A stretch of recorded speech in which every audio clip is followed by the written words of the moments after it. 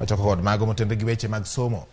Jatend migawo mar somo Machogu okwayo jonyuol mag nyithindo manyocha notimo penj mar klas 8 mondo kik bed gi nyithindo pacho e kinde ma somo dhi nyime. Ma biro mana odiechieng' mokwongo mar rwako jopuonjre sikunde mag sekondar. Judith Omondi ni kod ripot mathoth ewi donjo mag jopuonjre e sikunde mag sekondar. Gikone to koro jopuonjre mag klas 9 chako chenro mag donjo e sikunde sekondar e pacho kae. Chenro gi mane ochakore odiechieng' ma kawuono biro dhi nyime kuom thuolo mar juma achiel mangima e sikunde duto e pacho ka. Jokanyo mag migawo mar somo ne owuotho e sikunde ma opogore mar rango kaka chenro gi dhi nyime.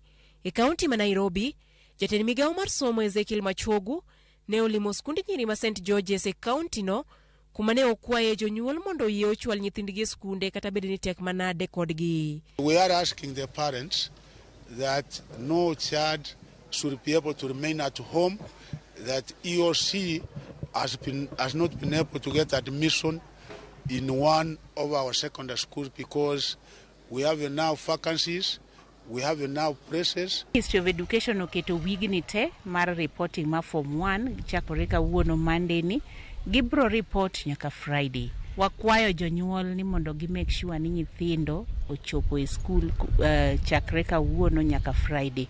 Nikech tokeno to koro sirikal bro wuotho kamanyo nyithindo mapoko report. Bende Machogu okwayo tend skunde mondo miyo yie orwak jopuonjre kata kaponi pod gionge unifom, kapod jonyuol manyo weche mamoko mag omenda.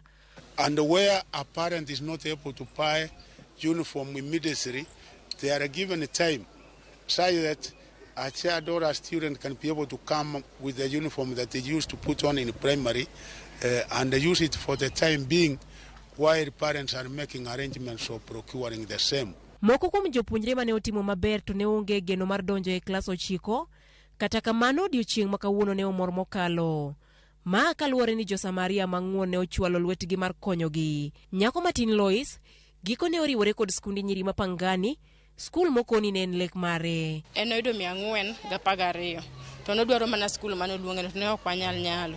Koro kaluwore kaka natemo manyo kony koni gi koni ne ok ayudo. Gikone okonya kod jo Riverbird moyie chulo ne kumora mora ma ochope kenda ng'eyo ni odhi chopo lek mare. Leo singekuwa hapa kwa sababu ingefaa niende shule ya day school,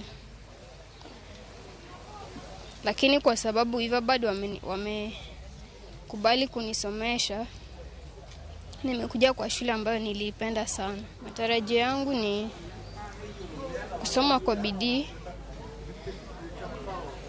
ili ahadi yangu isikuje nisiachilia ahadi yangu iende hivyo. Bende jatend migawo mar somo nokoni juma mokalo ne gichwalo omenda mar bilion 16 ne tend skunde mag sekondar mag piny owacho duto. The last week we dispatched a total of 16 billion Kenya shillings which went to all our public secondary schools. Omenda gi ma ichiwo kod piny owacho ochung' ne buge, loso kod kongo mwandu mag skul, weche puonjo kod somo, chulo kumba mar thieth ne jopuonjre e kind mamoko. Weche mamoko ma oriwo chiemb jopuonjre e kind mamoko gin ting' manitie wi janyuol ka janyuol. Mae okang' mar ariyo mogik mar jopuonjre mag klas 8 mariwore kod klas 9 e piny Kenya. Kadoro mar migawo mar somo to en ni mondo maloyo jopuonjre milion 1.2 manyicha otimo penj mar klas 8 mondo miyo riwre kod skunde sekondar duto ma pacho kae. Judith Omondi, Ramogi TV, Nairobi.